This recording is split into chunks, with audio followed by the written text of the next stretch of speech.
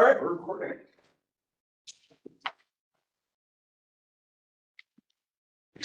Quickly, if this is okay. Hey, everybody, welcome to another awesome session from the Mawji Centre. This one's with Jenifer, Marketing in a Digital Age. Before we begin, I do not have this written down, so off the top of my head, we would like to acknowledge that we're on Treaty 6 territory, and I apologize for not having that ready. We're a little flustered this today, but we do thank you all for joining us and for coming out and checking out this amazing session. We've got some great sessions coming up shortly, and yeah, so definitely check out Craig Elias's month-to-month financials presentation. If you've always wondered how to do financials, Craig has this crazy system. 15 minutes, you'll have a full set of cash flow, balance sheet, income statement sheets, and it's something anybody can do. So check it out, even just to see how the heck he does it. It's a really cool session. And then we also are bringing in our other Craig the lawyer, who's going to be coming in, and Craig is going to put people in there. And Craig the lawyer is going to be coming in talking about registering your business. So that's going to be a fantastic session as well. The other one we want to put on your radar is this guy. Where's the camera? The Business Innovation Showcase. We want to showcase all the different student businesses here at NAIT. So I want everybody to register for that. It's on the back of the NAIT newspaper, so check that out. We're going to encourage everybody to come, have a table at the booth. We're going to give you a little bit of money to have some cool marketing stuff on your site, or excuse me, on your table. We're going to be bringing in a couple of hundred people to come in and really just talk with you about your business ideas. So it's going to be great exposure. It's going to be a great opportunity. Oh, and we're giving away $8,000 in cash prizes for it. So we hope that you will register early to check out that session. I think it's going to be fantastic. Without further ado, this is the part where you stall a little bit in the beginning, which people kind of trickle in. Without further ado, our very own, the amazing Jenifer Horvath. She's the CEO of Heartlifted Business Coaching. And Jenifer is our very own executive in residence. NAIT students are welcome to meet with her and get some amazing advice on not only marketing, but also coaching and startups. And she's a terrific addition to the team. Thank you, Jenifer. Thank you so much. Thank you, Dale. Welcome to the individuals who are joining us online. Today, I want to talk about marketing in the digital age. And if I can forward it.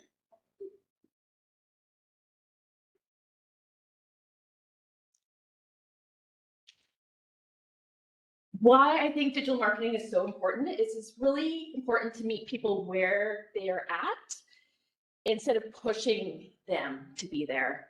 I think we often think about that kind of sleazy salesperson, and we don't want to do that. And doing it the right way online can be a really great way to start making connections and learning to understand your customer better and start to build an ongoing connection and relationship with them. So like Dale said, this is interesting, my forward is not working. Oh, that's annoying. Okay, there. I'm Jen Horvath.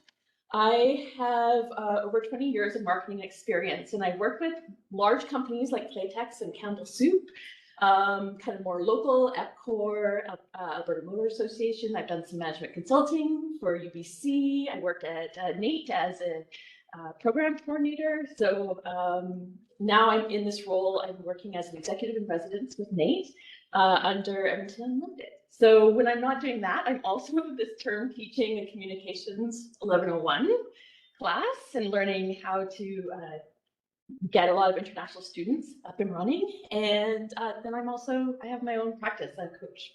I like to call myself the COO of a blended crew, which means I have 4 teenagers from a blended household. And so I'm powered by coffee. If you see me, I likely have coffee in my hand.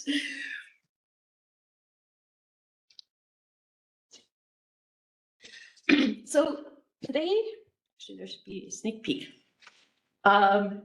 Just a sneak peek into what I want to cover today.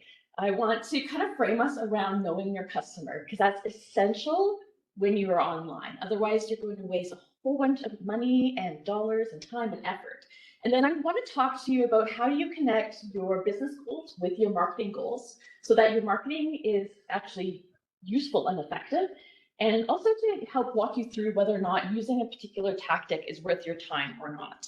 And how do you know it's working? So we're going to talk a little bit about metrics and a little bit at the end some digital marketing trends.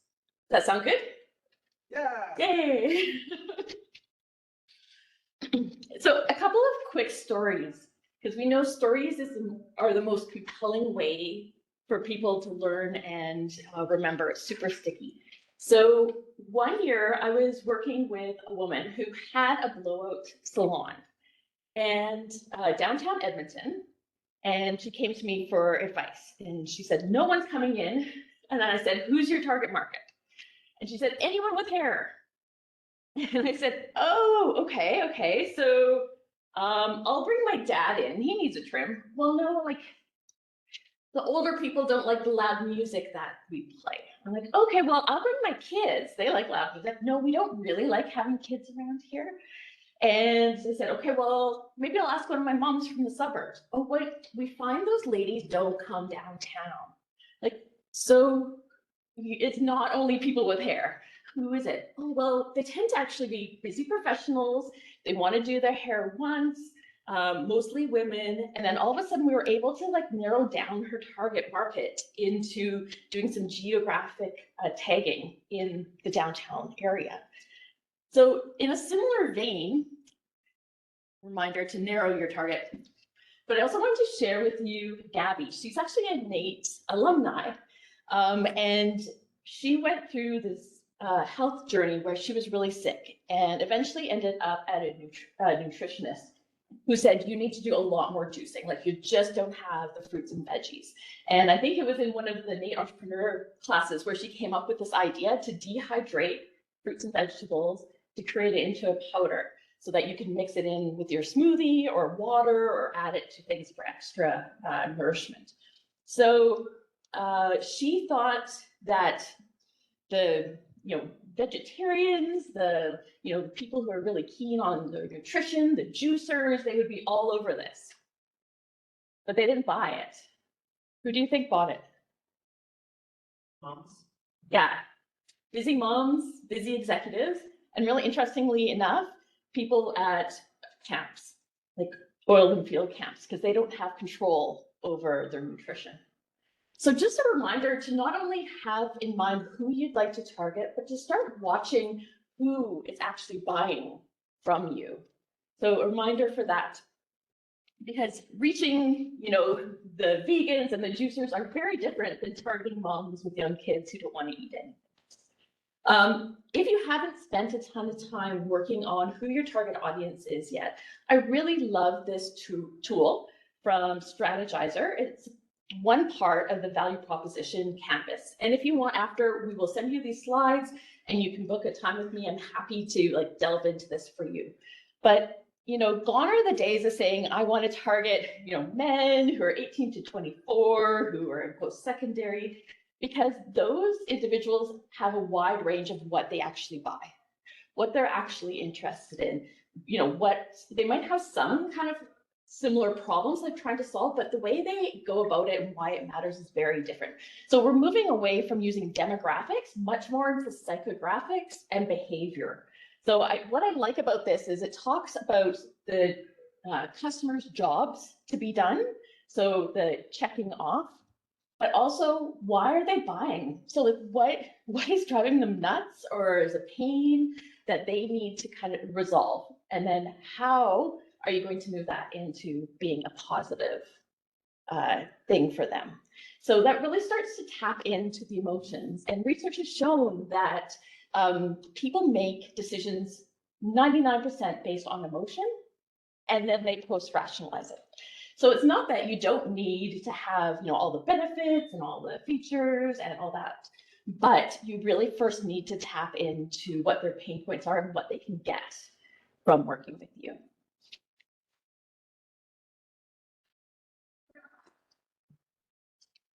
The other thing I want to point out is that marketing is way more than promotion. I think when we say marketing, we kind of think about, the ads and the social media. But in fact, marketing's whole realm actually includes product developing, pricing, the place, that's where you're selling or distributing, the process by which you do it even, the physical evidence, it could be visual evidence if we're talking online, and also the people who are doing it. So for example, if you are selling an app online, the people who would be doing marketing are probably different than someone who would be selling a B2B product at a trade show, right? So you need even different skill sets within your team to deliver. So because marketing is this huge umbrella of content, today I wanted to narrow in a little bit more on promotion. And I always like to think about promotion as how do I float the best cream of the crop to the top? So some people talk about funneling down, but I like to think about it the opposite way up. So when they first encounter you or your business or an ad, they'll be completely unaware of who you are, what you offer, and why should they even care, right? And so then it's starting to think about, well, how do you get them to be aware? And why would they even be interested? And a lot of people drop off really low here. So you'll often see if you're doing an awareness type campaign, if you're reaching 10,000 people, once you kind of get up to the interest and desire, that might be just 1,000. And it narrows down as you go up, as you get more specific as to why are they following you? Why are they interested in buying? And also once you actually get them to buy, why do they remain loyal? And a lot of this also has to do with branding, which we don't cover in this particular class, but having a stable, well-articulated brand that's consistent over time is also super useful to help people rise through the top and become loyal fans.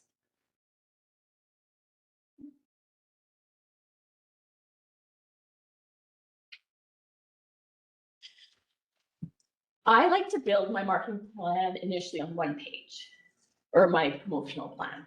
So I want to walk you through how I think about it. It's really important to tie what your business goals are to what you're doing on a daily basis. I often find people get shiny object syndrome, and they're like, oh, I'm going to do influencer marketing. Oh, I'm going to hop on TikTok. I'm going to do this. I'm doing this. And for what? Why? What's the purpose? And so when you have a bit of a plan that ties back to what the goals are, what you actually want to achieve with your business, it's much easier to figure out where you want to spend your time. So at the top is your business goal. And usually this is around revenue, primarily, maybe entering new markets. Then you have your marketing goal, which tends to be a bit more specific around generating more leads, building awareness, brand recognition. And then from there, strategy is kind of like a broad thing. So you might say, we're doing social media engagement. That's really broad. That's not a tactic.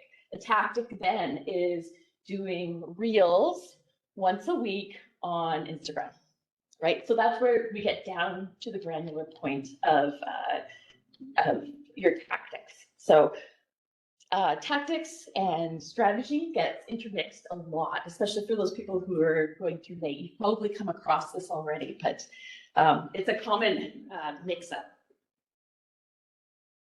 So an example of how I would do this, let's say for my business, I needed to increase my sales 5%.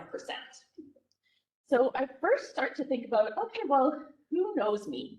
Maybe I don't actually have a lot of people who know me. And so I need to, thinking about the rising cream, start with what am I doing to increase awareness?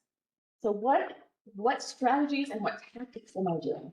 So maybe I choose to use influencer marketing. One of the benefits of influencer marketing and why you're seeing huge brands hop on board is because they lend their own credibility. They lend their audience and they can really open up your visibility to their audience. And so that's why a lot of companies are using influencer marketing. So, but that's a high level strategy. Under that, you would want to think, well, specifically, what do I want to do with them?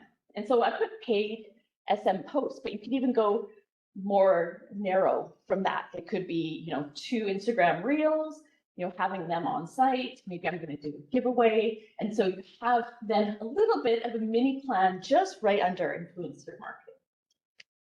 And then as maybe those people become aware and you kind of move from 10,000 over to like, well, how do we generate maybe, 100 new leads? What does that look like? Okay, so maybe they've started to like our page now or our profile. Okay, so let's focus on educating them. Let's do maybe a freebie behind a subscription, get them onto our email list. Maybe we can do some Facebook or Instagram lives to help educate them and get them going. Then, depending on what's happening, you might say, okay, it's a point in the year where having a seasonal promotion makes sense. So we're still going to work with those 100 new leads to target pay-per-click advertising, and I would say redirect it. And then maybe you do a gift with purchase kind of promotion. And then once those people have bought from you, okay, how are we going to keep them? Because this is the key. This is where the money is made. It's not going through this process over and over again. It's like, how do you keep these people? And so one of the things maybe you do is focus on relationship marketing, and maybe you do insider email. So they get to know the first thing that's coming up. They get to sign up early. They get some sort of perks, or they get to see behind the scenes. With small business, one of the benefits that people love about working with small business is being able to see behind the scenes and what's going on so that they can feel like they're coming along with you and they're part of your community. So don't ever shy away from putting your face and being visible out there. And then I guess at the bottom is always like our website, kind of our social media, our email. That tends to be an ongoing activity that would leverage content marketing, which is another big strategy for online, which we won't have time to get into today, but maybe another session. And then I like to think about, okay, so if I have kind of some of my strategies, what sort of medium am I going to use? And in particular, digital, there's only a few things that you actually own as a company. And in a lot of ways, some things are out of your control. So paid media, you're paying for placement. Typically, you have some control over it depending on how other people bid. So for example, it's a terrible time for small business to promote itself or buy ads in December, because we have all the major brands flooding the ad market and driving up your price per click, right? So terrible time. But you're paying for the space to be there. It tends to kind of interrupt, put you in front of people. And it's quite a classic approach to marketing or advertising. Kind of like the ad commercials or commercials on TV or radio, they're very push marketing where it's in your face. Then we're relying a lot on borrowed media, which always makes me feel a bit anxious because as TikTok goes down or Instagram goes down, or they change the algorithms yet again, and what can be done, what cannot be done, or if you get a company listing on,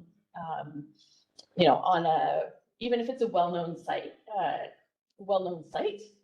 that is not owned, it could go away at any time. So I always love to think, like, how do I shift those into something I own? Ideally email, right? So how do I get those people who first see me, who then kind of start to follow me and engage with me, onto email? And then of course there's earned media. So you can have strategies around getting press coverage or media coverage. You could do a campaign getting your audience to tag you, do a contest around them tagging you. So any sort of social media mentions or shares, online reviews, of course, like we see on Yelp or on Google or on Amazon, those are all earned. And then organic SEO is a little bit between owning it because it's on your site, but you're not in control of how Google ranks you. And it can change frequently. Any kind of questions about how I'm breaking out those categories? And well, sometimes there's really sparkly stuff around spending time on TikTok. If TikTok happens, I really want you to be pulling those in to how are you connecting them into your email list. Or some people are doing texting really well too. I find it really depends on your audience if that's appropriate or not.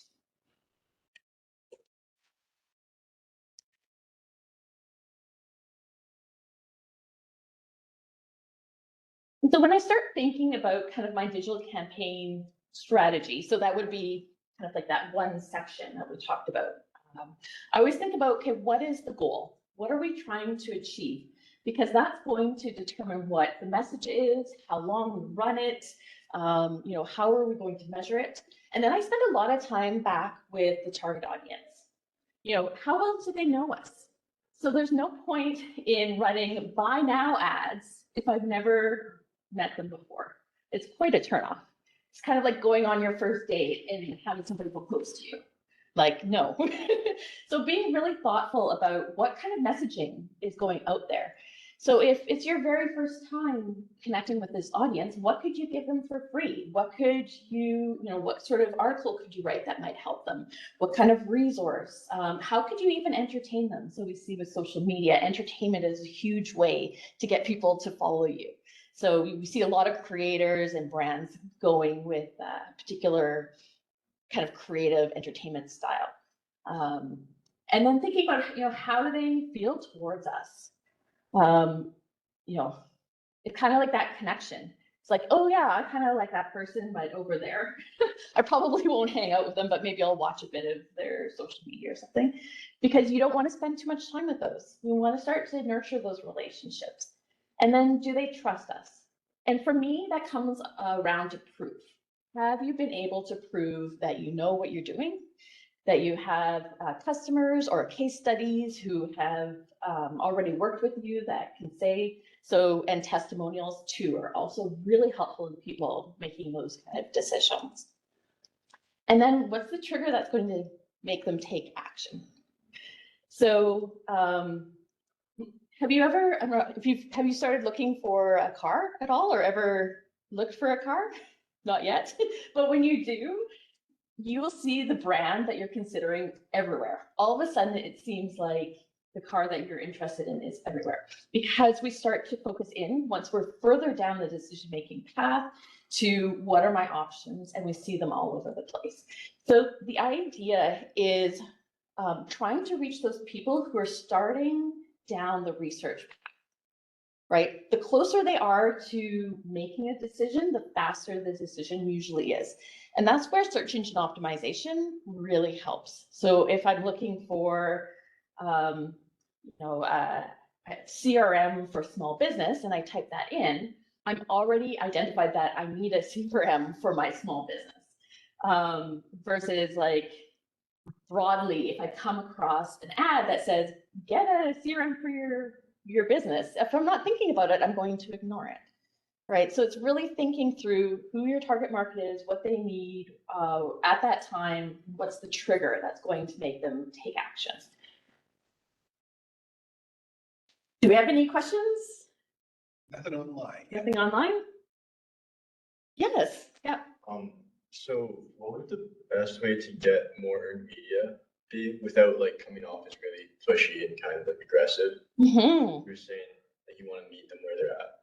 Yeah, I think that's great. So earned media is generally like if you want to identify media outlets or online blogs or magazines or whatever, find out who is writing on that topic and reach out with an actual story. So most journalists or writers aren't interested so much in your business, but the impact it's making in the world. Yeah. And if you're able to highlight how your business has been able to transform something in some way, that's what the story is, not starting a new business usually. Yeah. You're welcome. Great question.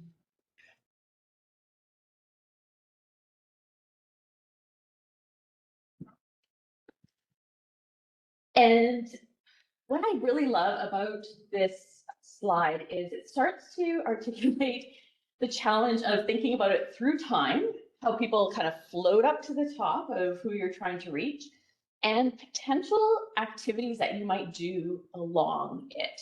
So on the far side, it often talks about like the display, search engine, content marketing, but then as you kind of get further up, then you talk about what they call top of funnel, which is essentially activities where you're starting to bring people in, build awareness, and then medium or mid funnel is where you've kind of maybe nurtured them in. And then the bottom is where they're pretty much at the point of buying.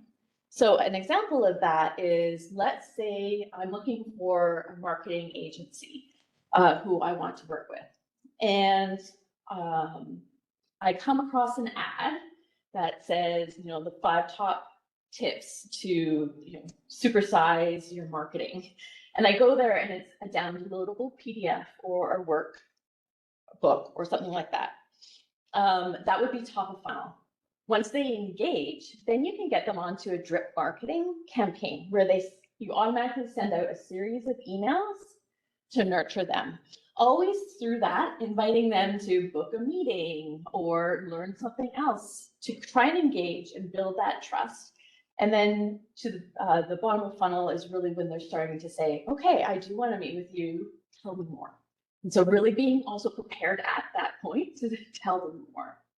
So you can look at this later a little bit better around, what are some of the different tactics that you can use as you kind of move them up and circle them.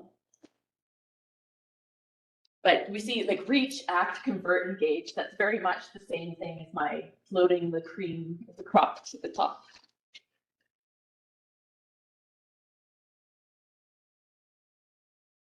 The other thing I often get asked is, where should I spend my time, energy, and money? Because it's all limited, right? If you have a lot of money, you can run ads that are not a lot of time and get some impact. If you don't have any money, then you have to typically use a lot of your time. So I wanted to share this effort versus impact matrix, where the impact on your business, that would be, starting to like make a difference in your business and at a faster time rate than not, and then the amount of effort it's going to take you to do that. So in this very far, effort for social media video or short form videos is actually a huge amount of effort, right? To do that well, sometimes it's a half hour to do a 30-second.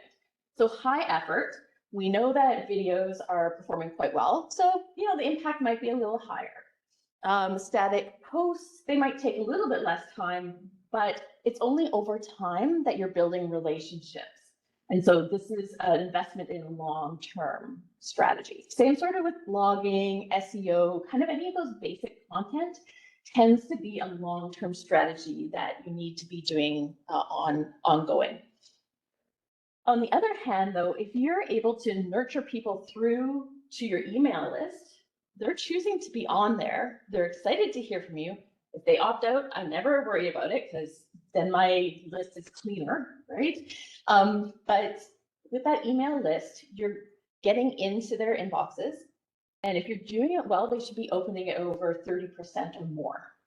So with social media, we see like maybe 0.5% of your followers, if that, are seeing it. Where this is 30% of a warm audience who's likely to buy from you. So if you're launching, you'll often hear experts say, start a waiting list on a landing page to start getting people excited, and they'll already be looking for it. Retargeting ads, again, high impact because they're retargeting people who've already been on your website. So sometimes I'll work with companies and they'll say, our retargeting ads are doing great, but our normal ads suck. I'm like, yes, because they're at the different stages. Like your regular ads are typically just warming up the audience in terms of building awareness and desire. But when you're retargeting someone who's actually been on your website, that's where you get huge impact. Email drips, that's usually when they've already opted in and you're dripping out a little bit of information, taking them through. I've seen people just either delve in a little bit more about that freebie they give, or take them on a little bit of a journey. We see coaches do this a lot where they'll have like opt in for a 5-day challenge and they'll drop a different video via email each day. But by doing that, they're building a relationship with their audience, and inevitably there'll be some that float to the top. Yeah, and websites. So like one of those things is we often talk to students and they don't have a website, and I don't care. It doesn't need to be super fancy, but it needs to look professional. Because what happens is, as soon as someone says, "Oh, go talk to Jen," you Google Jen, and you want your website to pop up, right? That's a way of just showing that you're credible, that you're professional. And you can use Wix or Squarespace, I think even GoDaddy, to have just a really basic website that has who you are, how you can help people, and how to get in touch with you. It doesn't need to be overly long, but to have some real estate on the internet is really important. Any questions about like, how do you start to figure out which tactics are worth your time or not? Yeah. Is there a way to like implement like the financial cost into the matrix and kind of use that as well? Yeah, absolutely. Yeah, I didn't. You could take effort versus cost too, right? So your email is relatively low cost. Retargeting ads probably more. Social media, like low cost, except for whoever you're paying to do. So you would have to make multiple matrices. Yeah, or do it 3D. Yeah, yeah, yeah. Can you talk about a little bit about who the audience would be for something like this, right? Like, so maybe I'll change that question and say business to business. Is there anything on there that would work for them? Because there's probably a lot of consumer facing advertising methods here, right? Actually, it's both. So I've encouraged both. So a B2B, you absolutely, I know a lot of people who do case study downloads, get people on email lists, get them engaged. HubSpot does this really well. A lot of the software-based businesses do that really well. Doing trials too can be a really great way to get people engaged. I've seen a lot of people do a good job around blogging, especially if there's a lot of education that needs to be done in the B2B world. So I was working with a company that cleaned up ponds, and so they would actually go and like measure the gunk in it and like their approach and how they clean it. And so they actually did a fair amount of blogging and then did a checklist for the people who hire them to like things you need to look at when you're hiring a sludge management company.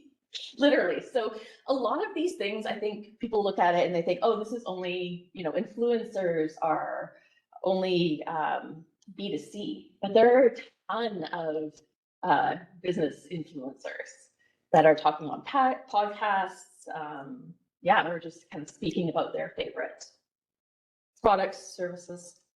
That's a good point. Yeah, good question. That's what I was thinking. When I think B2B, I'm thinking, oh, I'm selling to oil and gas, right? And that's a very much a different audience. But you're right, there's a ton of different B2B folks who could be reached by a number of different ways, right? Yeah. And you make a good point. It's like that goes back to knowing your audience. So most people are online in some fashion. Maybe the person who's making the decision is not on LinkedIn. So maybe you don't use that. There are other different online channels. Maybe you're using search engine optimization, lead gen are better tools for reaching that. Or, good old sales, right? Identifying who's your target audience, maybe leveraging LinkedIn to try and connect with them. But the sales piece, I've really tried to kind of keep out of this, even though these days they're really intermingled. Any questions from our online folks? No, it was pretty quiet on there. Okay.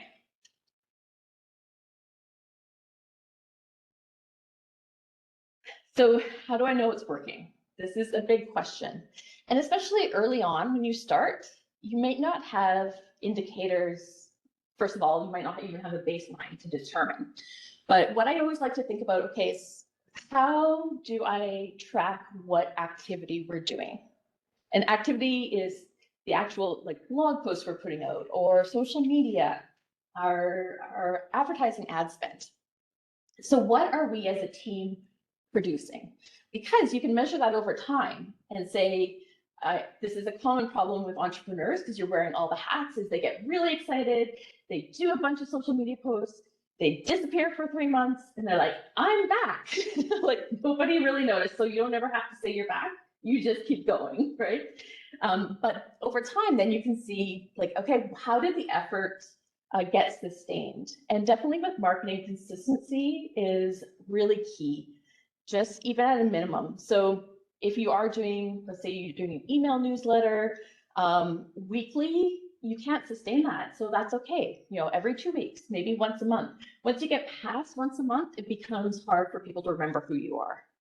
So quarterly, I think, is too far in between. And email still works. You always hear these things like, oh, email's dead, podcasts are dead, Facebook's dead. Not true, right? It's people want to hear from you if they've opted in, especially I love email for that. If you're providing value, they're liking what you're sending, they will stay. I was working with a woman who had a collagen company where she was selling collagen tablets. And things were kind of slow. And I'm like, okay, what have you done with your market? What have you done with your email? And they're like, well, we haven't really done anything, you know? And I'm like, okay, well, try doing a 15% discount. And they made 10 grand in a day because they just had not activated that audience, right? They're like, oh, I forgot how much value is stored up. And they just sometimes need to be reminded to buy or reminded to check in. So that's activity. And then is the outputs. So from that activity, are you getting the web conversions? Are you getting social media engagement, the likes, the follows, the comments, even phone tracking? The really great thing now with digital is when people click on your phone number to call, that can all be tracked. So we're seeing a lot more of that too, where there's still segments of the population who like to pick up the phone, right? You know, tracking how many people show up for your event, if it's an online webinar or something like that, and any email subscribers. So those are your output metrics from the activity. And then I like to think about, okay, operationally, what are we looking at in terms of our cost per lead? What's the revenue per client? How efficient is this marketing? So if we made, you know, $10,000 in revenue and we've spent, you know, $1,000 in marketing, that's a really good ratio, right? And on digital, we always aim for a 2.2% increase. So if I spend $100, I would like to get revenue at $220. So that's kind of a round figure that you can keep an eye out for. The other thing too is it's really important to double check your cost per lead. So when I was working with the Alberta Motor Association, I was working on registries. And so we were trying to drive registrations of vehicles, and it's by last name in Alberta. So that's great. We can target on Facebook people who have last names that start with M. And we were getting really good click-through rates, but the conversion to actually people registering online didn't make it worth it, because for every conversion to actually register online, it was cost us about $40. Because we had a lot of click-throughs, but then the experience on the AMA website was not that great. And maybe it was a relatively new thing. This is 10 years ago now. So you just have to really make sure that you're taking a look at what your advertising is costing you and how much revenue you're making for it, because that was their complete margin. So we stopped doing that and started doing email, which was much more cost efficient. And then outcome metrics. This is kind of more of your business metrics. So your revenue, what's your win rate? Win rate meaning, you know, if you've had conversations, maybe 10 people book a discovery call with you, how many of those were you actually able to convert? Your retention rate, it says retention dates, because I was thinking Valentine's. But you know, how much turnover do you actually have in your business. You really want to focus on retaining as many people as you can. Your customer satisfaction, there's a bunch of different ways of measuring that. Brand recall, which I hope one day we'll do one around brand. That's another passion of mine. And then just your lifetime value. I know there are a lot of consulting companies who will spend thousands of dollars to acquire a company online, acquire a consulting gig, because they're making $20,000. So you want to think about, over time, there might be a $20,000 job, and then maybe there's a $15,000 job, and then maybe there's, more. And so in that case, if the lifetime value of your customer is going to be considerable, you can think about whether or not you want to spend more upfront to get the right people. Any questions about metrics?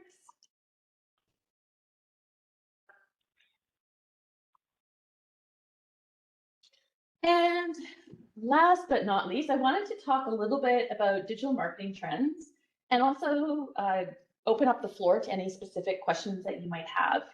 Like I said, digital marketing is really large, and we didn't get into the nitty-gritty of TikTok and like popular tunes and should I follow this and how many comments and all of that minutia. You can get down further with a bunch of other different courses. But so for digital marketing trends, what we're really seeing is influencer marketing is growing like crazy. And most recently, Amazon has implemented a short form video of influencers that show up on Amazon where they recommend their products and they can buy, and then those influencers get paid. So it's almost as if they are now connecting, not only talking about a business, but they're actually linking the influencer to the buying decision. So this is a pretty momentous shift that has just occurred in the last few months.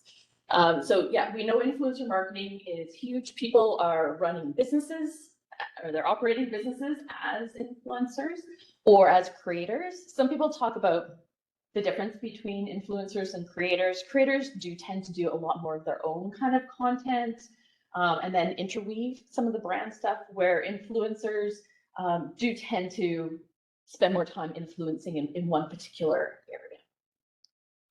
Artificial intelligence is taking the world by storm, not only from being able to create, reproduce a version of your voice and your video of yourself, where you don't necessarily need to actually show up and record a video anymore because you can have your AI self doing it, to just being even that much more targeted to how people can reach in.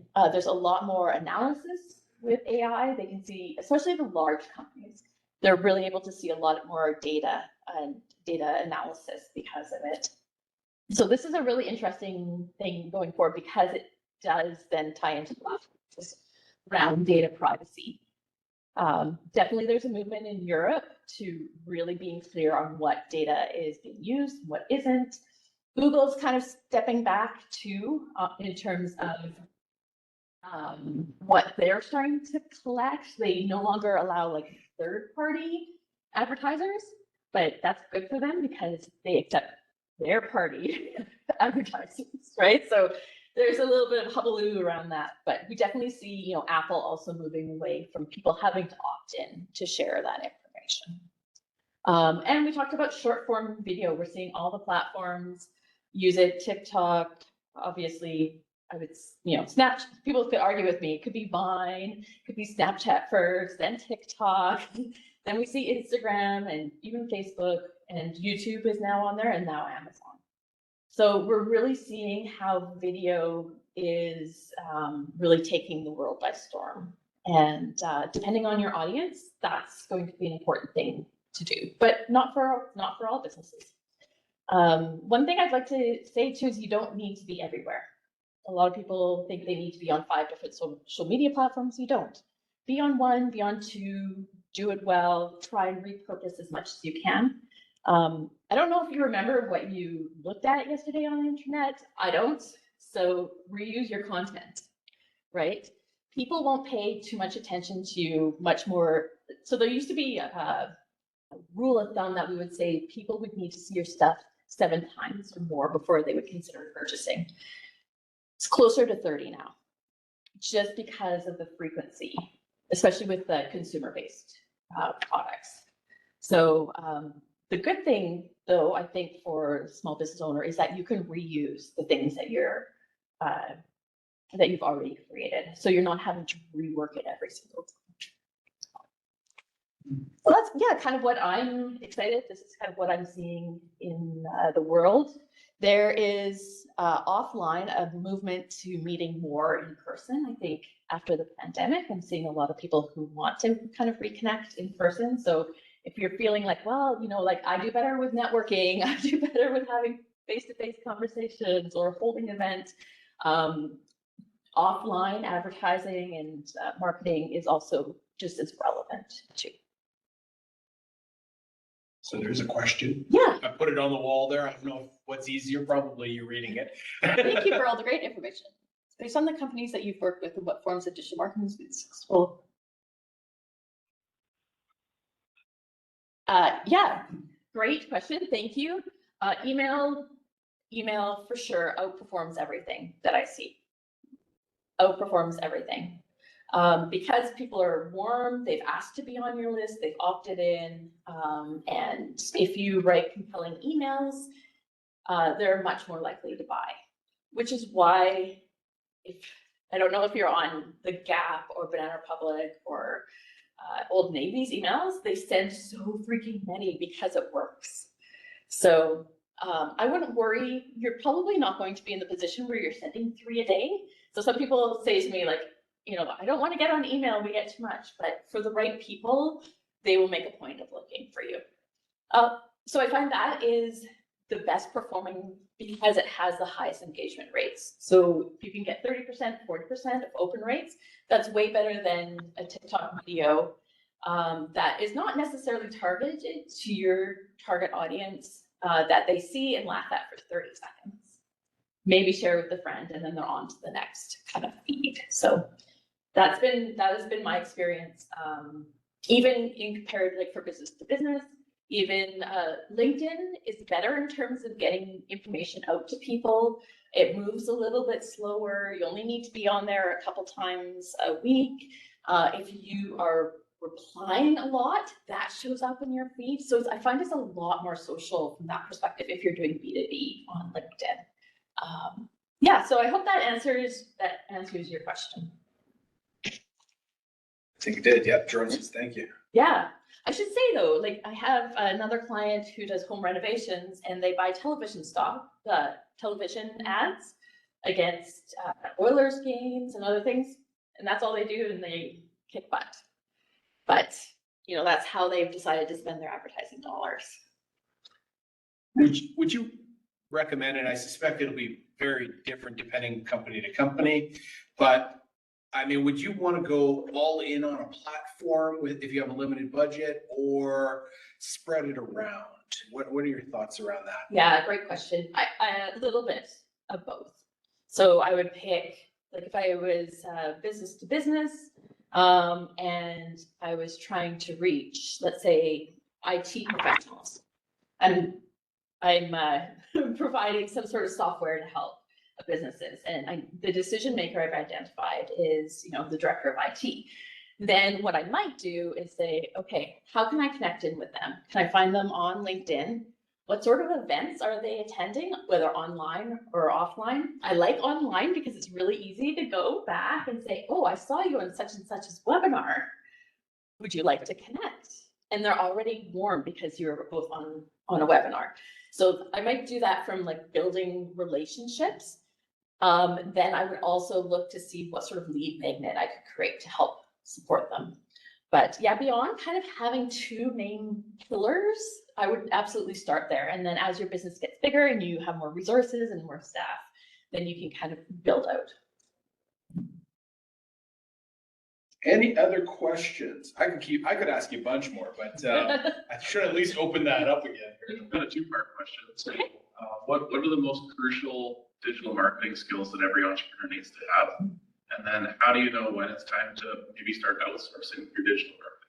Awesome question. So the question for people who didn't hear is, what are essential digital marketing skills that entrepreneurs need to have? And then when do you know it's time to hire out? I think trying to get your message as clear and concise and know your audience is the foundation to everything that you do. So I would say making sure you have that super solid, you have your elevator pitch, you can clarify, the benefits, but also the pains and gains that come along with buying or hiring you. That is essential. It used to be that you needed to have some graphic design skills, but with Canva and PicMonkey and some other tools out there, even AI generation stuff, you can create professional looking work. And yeah, I think being able to write is really essential. So a lot of people are using AI these days, and you can tell. I think what's going to help people differentiate themselves is if they eventually get a good copywriter, because that's going to make a big difference. But to begin with, if you can train the AI writer to be able to have your brand tone and voice and style, being able to use those tools are really effective. So the other thing I would say is looking to see what sort of things you can automate. So if you have, on your website, if you have a checklist or some sort of download, making sure that when people download it, it's gated with their email address. That email automatically goes to your mail list, whether it's MailChimp or Constant Contact or whoever you're using, and having that and automating the drip emails from that saves you a whole bunch of time once you set it up once to be able to do that. So I always like to look for efficiencies that way. And when is it time? I think I would always start working with a contractor and doing it piece by piece initially, and testing to see how it goes, because sometimes it doesn't go well. And so I don't like to necessarily give like a huge chunk of work to somebody or necessarily hire them on until I have a chance to get to know them and work with them. Until I'm at the point where I'm really clear as the CEO what I need, what their skills are, and can I ask them the questions that they're going to answer? I used to teach a 30-hour digital marketing course, and we'd have a lot of CEOs come in and take it so that they knew who to hire. They knew the right questions to ask. They didn't want to do the work, but they knew what kind of questions to ask. So people sometimes say, how much do you spend on your marketing? And there's a rule of thumb about 7 to 10% of revenue, which always surprises people. If you're launching, when I was working with Playtex, we would launch with about 15 to 20% of what we were expecting revenue, which is hard when you're startup because you might not have that. But if you are planning on making $100,000 this year, you should be spending $10,000 on your marketing, which would include your people and your media and your creative. Did I answer your question, John? Yeah, that was awesome. Is there any maybe like a percentage of your time as like a solopreneur sort of thing that you're like, okay, this is becoming way too much time spent on marketing, I need some help? Yeah, first of all, I always suggest that people block their time with marketing. So taking like Monday morning or Wednesday morning or whatever, and just focusing in on, because you hopefully have a bit of a plan, and then you can do it. It's twofold. I know some entrepreneurs are really great at marketing and they really love that. And where they need help is more on like operational side or admin or some of that piece. As CEOs, I still think you're responsible for generating your revenue, and marketing is a revenue generation activity too. So, if you're finding that, the other way to look at it is, what is your time worth? So, is it worth me doing these social media posts where I could maybe pay somebody $100 an hour, versus if I go and have that business meeting and I can secure, a $10,000 client, then my time is better used there. Yeah, and it, like you said, it depends. One of the challenges with entrepreneurs is that you get busy So you're seeding, you're doing the marketing, then you get work, and then you're working on it, and then you're no longer working on your business. And so then there's often a slump. So that's why I suggest taking, a few hours a week, just putting them aside to continue your marketing so you have some consistency. So does that 7 to 10% of revenue, does that include like paying the person you hired out, like the contractor, or is that like just on like marketing materials and stuff? Yeah, typically it would include staff. Yeah. So obviously it scales more. So if you're making $1 million and you're spending $100,000, having a staff member working at 75 grand and the extra 20, that makes sense. Where if you're not quite there yet, that's, sometimes using Fiverr or, some of those other resources of people who are willing to do some gig work, who have good feedback, can be a really effective use of your money. I worked with a really amazing woman from the Philippines for about 6 months, and she was able to produce amazing stuff for a client at a fraction of what we could afford to here too. So I think also being creative as to look where you're looking for talent. Yeah. Perfect. I think that's about it for us. I'm showing 2 minutes to 1, so that feels like a great time and spot to stop. Amazing job. Thank you so much, Jenifer, for coming in and presenting to our students. Everybody listening online and in the room, we're going to be sending out an email saying, please rate how we did today. So please get on that. For any students who are interested in tracking your performance for NAIT, I think they're giving away a trip or something like that. So to enter to win that, there'll be a QR code that you can register your stuff for. And yeah, that's it. That's all. Thank you so much, Jenifer, for this. And thanks, everyone. Thanks, everyone, for coming.